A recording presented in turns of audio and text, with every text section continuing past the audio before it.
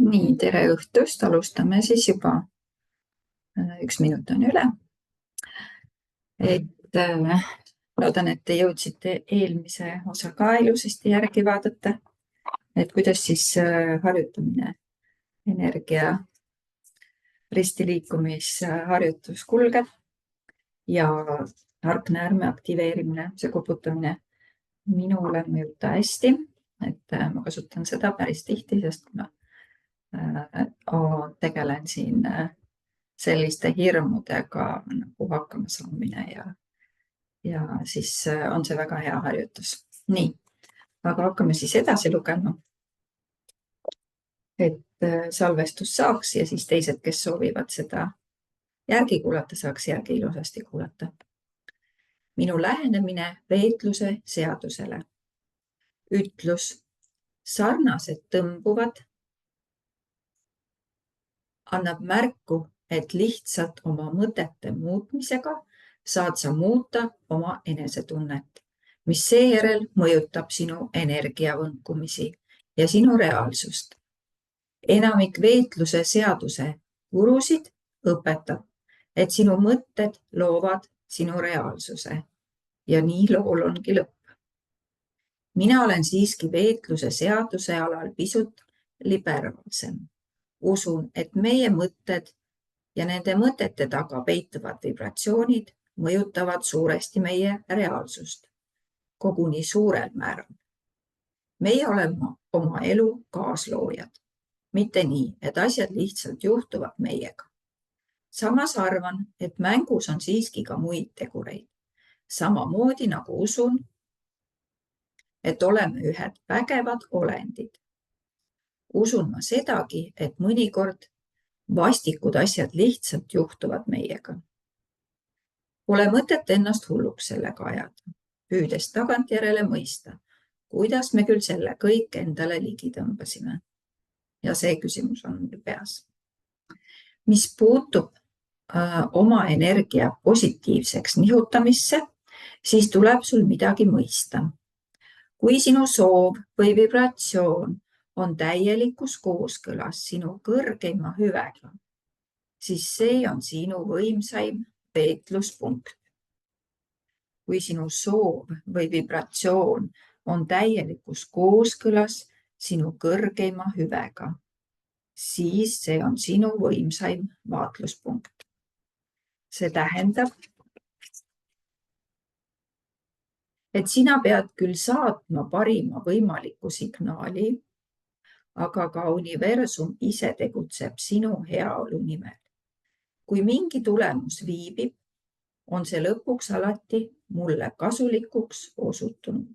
Nii et kui see ka sinuga juhtub, ära kiirusta järeldusega, et seda põhjustab sinu mingi väärtegu või valesti mõtlemine. Sinu tervenemise protsessi külge on kinnitatud niite, mis tirivad sind õiges suunas. Teisisõnu, sa oled pagana vahva ja võimekas ja võimukas. Päris kõike sa siiski ise ei suuda. Tean, et võib olla raske leppida tõdemusega, et oleme ise nii võimsad kaasloojad, kuna oleme ju harjunud mõtlema, et kõik lihtsalt juhtub meiega. Võib tunduda, nagu nõuaks liiga suurt vastutust teadmine, et me suudame toimuvat nii drastilisel määral muuta. Oma raamatus Naasmine armastusse ütleb kirjanik ja vaimne juht Marianne Williamson. Meie suurim hirm pole mitte see, et oleme saamatud. Meie suurim hirm on hoopis, et oleme mõõtmatult võimsad. Kõige rohkem hirmutab meid meie valgus, mitte meie pimedus. Ja see on tõsi jutt. Peale selle, et veetluse seadus paneb meid oma jõudu kartma, aktiveerib see sageli meie ajus süüdistamise režiimi. See on minu süü, et ma mõtlen negatiivseid mõtteid. Enne kui lasta ebaratsionaalsel käitumisel võimust võtta, on vaja meeles pidada mõnd olulist seika. Kõigepealt valgustatuks ei saagi paugu pealt. Vaat nii. Muutus peab toetama mingi impulssi või jõud.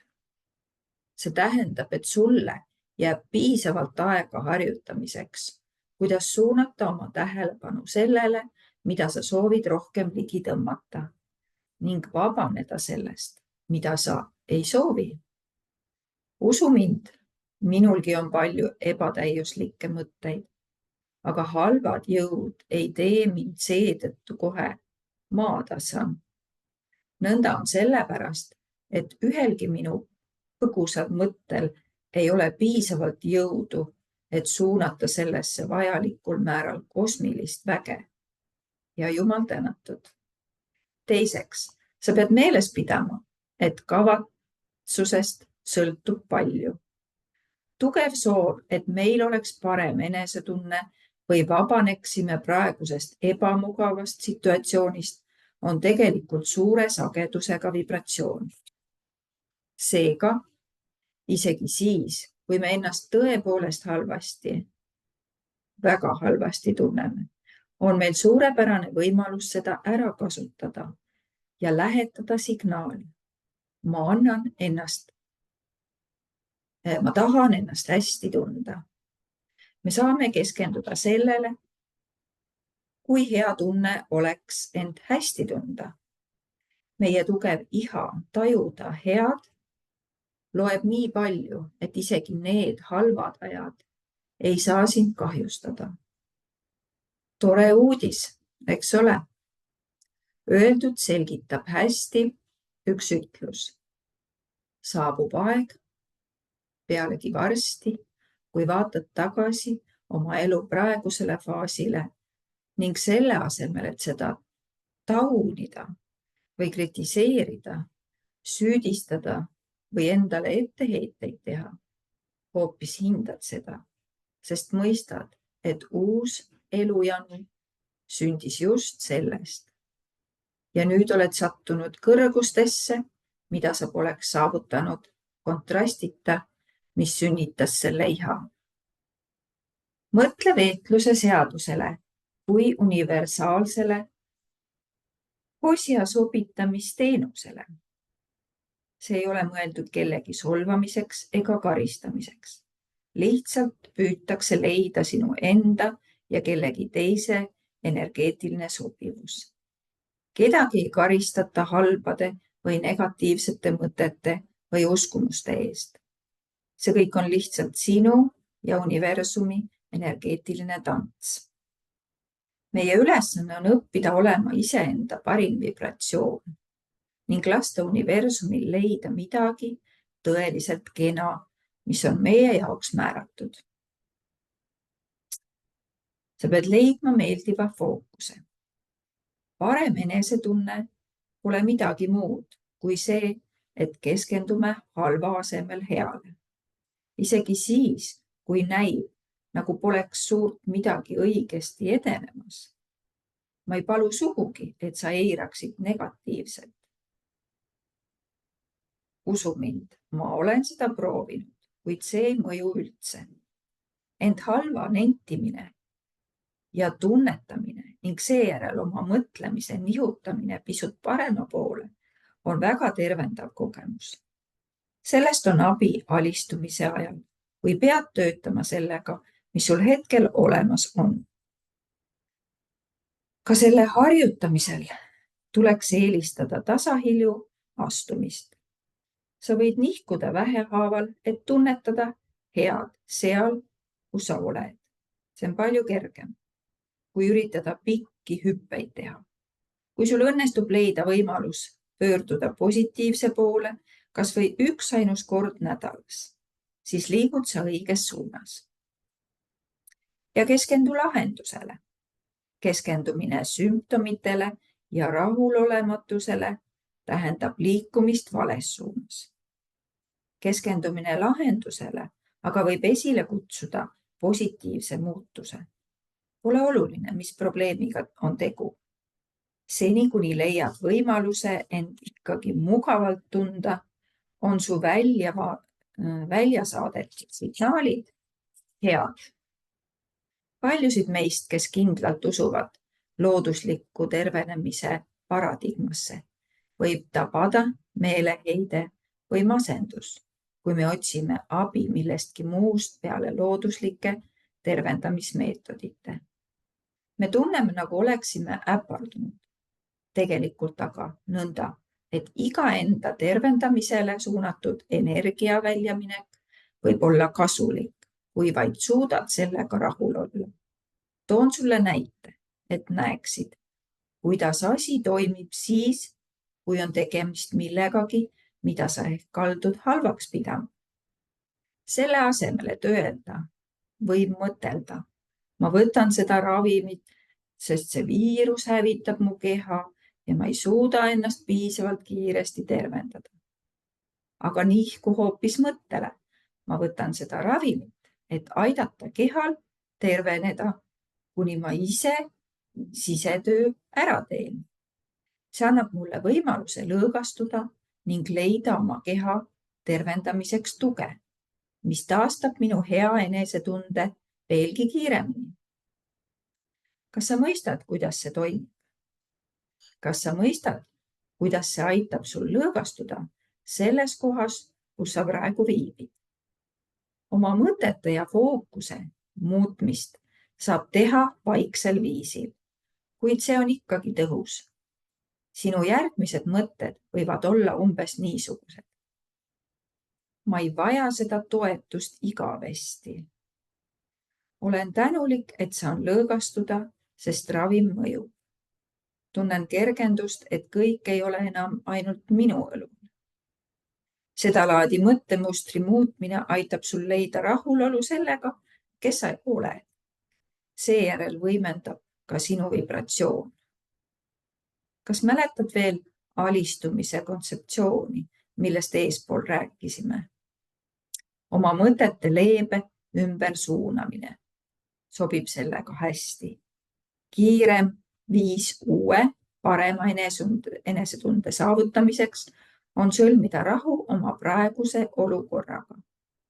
Kui sa lakkamatult võitled oma olukorra ebaõiglusega, siis pead olema valmis sellele võrdväärse energiaga vastupanu osutama. Aga siis ei jätku sul jõuda kuhugi paremasse paika.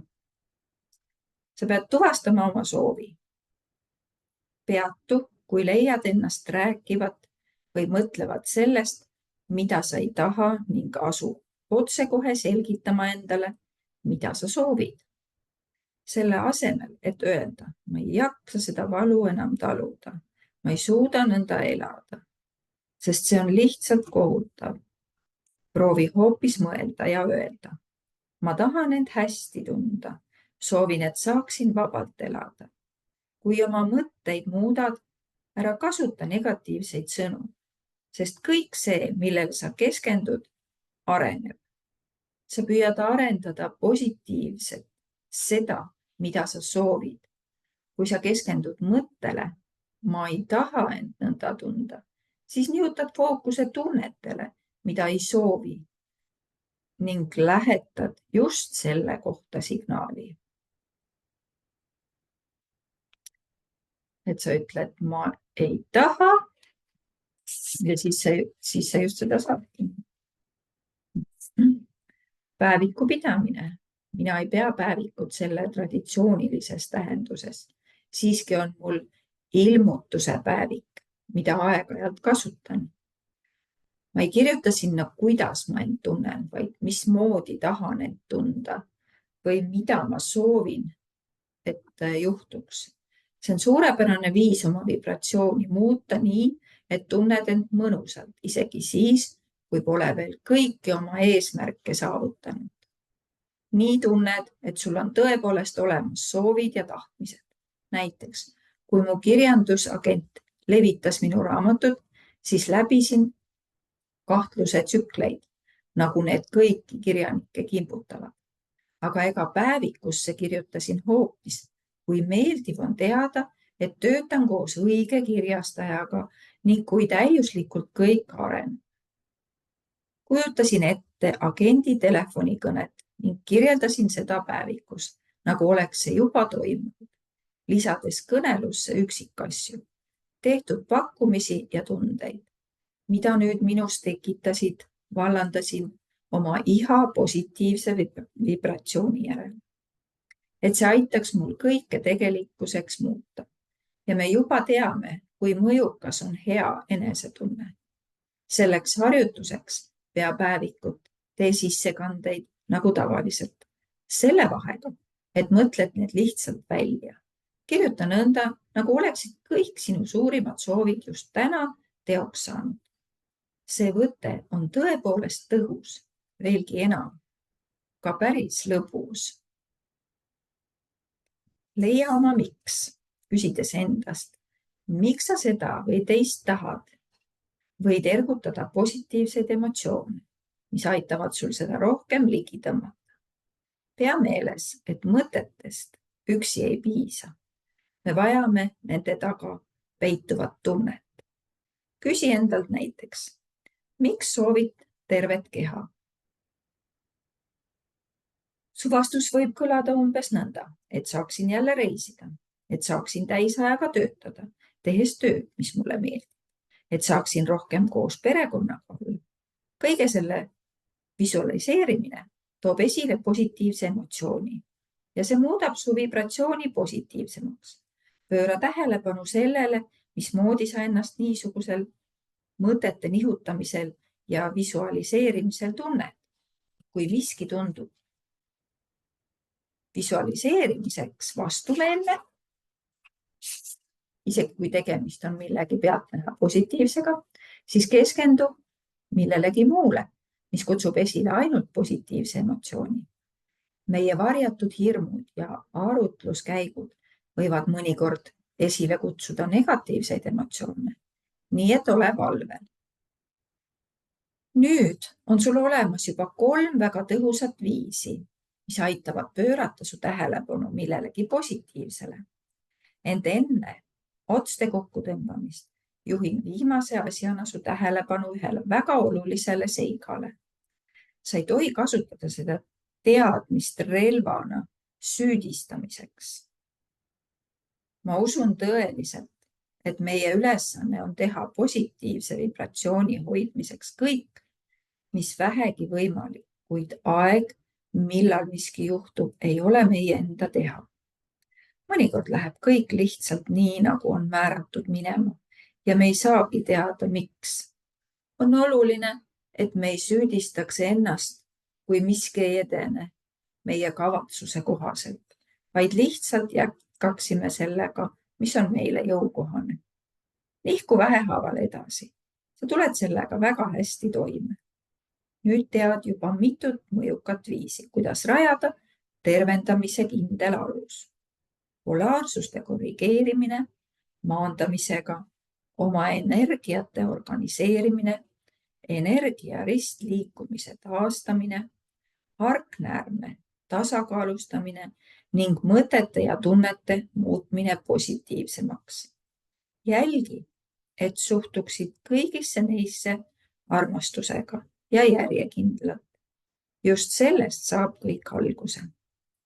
Järgmises peatükis õpime tundma, mil viisil saab tuvastada blokeeringuid, et meil oleks tõepoolest võimalik alustada energiasüsteemi tasakaalustamist põhjalikuks tervendamiseks. Nii, ma jätaksin selle nüüd siia, selle lehekülje siia, et tuvasta blokeeringud on järgmine peatükk. Et ma ei läheks siit edasi, et siis oleme järje peal ja siis kui keegi järgmine kord liitub, siis saame edasi lugeda. Aga ma tahtsin sellest eilsest kontserdist rääkida, et see oli väga võimas kontsert, et aitäh, et ma valisin, et mulle tehti see kingitus, just ma ütlesin, et ma soovin sellist kingitust. Et see oli nii võimas. ja puhastav, sest peale seda oli keha nii kerge ja mõnus. Et väga-väga mõnus koht oma emotsioonidega nagu tegeleda ja olla seal. Et mis on nõutav, et ma veel saan kogeda sellist kontserti. Vaat.